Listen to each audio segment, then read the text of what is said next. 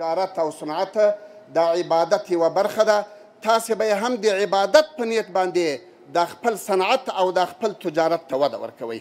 د وروستۍ خبرې په عنوان باندې د کابل په سطحه ټولو صنعتکارانو او ټولو ملي تاجرانو ته انشاءالله د موږ دا خواست ده چې دوی دې د خپلو تولیداتو په کیفیت کې ډیر ترکیز وکړي، کوشش دې وکړي چې با کیفیته تولیدات ولرو. زه انشاءالله په دې باندې مطمئن یم چې د وخت په تېرېدو سره به دولتي ادارې او نور تجاران او عام دکانداران به بیا له خارجي تولیداتو نه به استفاده نه کوي. که د موږ کیفیت داسې کیفیت وي چې هغه بیا خود به خوده خلک مشتریان دې ته راجذب کړي چې بیا به له خارج نه دوی خریداري نه کوي. او بل د امنیت په برخه کې الحمدلله موږ د کابل په ولایت کې د هماهنګۍ په نوم باندې یوه کمیټه لرو. 24 ساعته د کابل د ښار او د کابل د ولسوالیو حالات امنیتي څاري. هیڅ امنیتي ارګان نشي کولی تر څو چې د موږ د هماهنګۍ له کمیټې سره رابطه نه یې کړي یو چیرته امنیتي عملیات نشي ترسره کولی.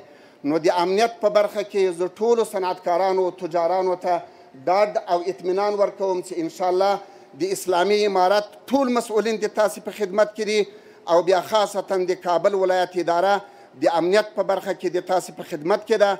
الله جل جلاله مو د صنعت و د تجارت په وړاندې نوره ترقی هم نصیب که. هر کسی که سرمایه گذاری میکنه در افغانستان و خصوصا در بخش صنعت به فضل خداوند است. اکثر دوستا با بزرگای امارت همیشه دید و وادید دارم.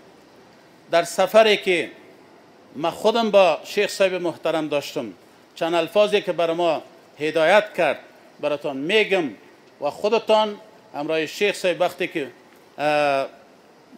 وادید داشتین همه ایتان به نام مجاهدین اقتصادی افغانستان خطاب کرد. همه دوستایی که حضور دارند سکتور خصوصی مجاهدین اقتصادی افغانستان هستند الحمدلله. و افغانستان به دست اینمی آباد میشه. هیچ توقع قسم به خدا نه از شرق داریم و نه از غرب داریم. این نظر امارت است، نظر بزرگای امارت است و نظر شیخ صاحب است. افغانستان باید آباد کنیم به هر حالتی که میشه. به زورم سرتان آباد میکنیم، به خوشی هم آباد میکنیم، به هر حالتی که باشه انشاءالله آباد میکنیم با امید خدا. و این انشاءالله تعهد ما است. همه دوستا میفهمند، همه مسئولین برند پایه امارت، هر کسی را که شما بخواین، اگر وزیر دفاع است، اگر داخل است، میتونید از ظرف روزهای بسیار کم، امون روز اگر نتونستید به فردش خامخواه شما یک ملاقات میکنین. هر مشکلی که داشته باشین در توان امارت باشه، خدا زر شاید ما لحظه ای را فراموش نمیکنیم که یک لحظه بگوییم که به این مشکل است، به این مشکل ما رسیدگی نمیکنیم.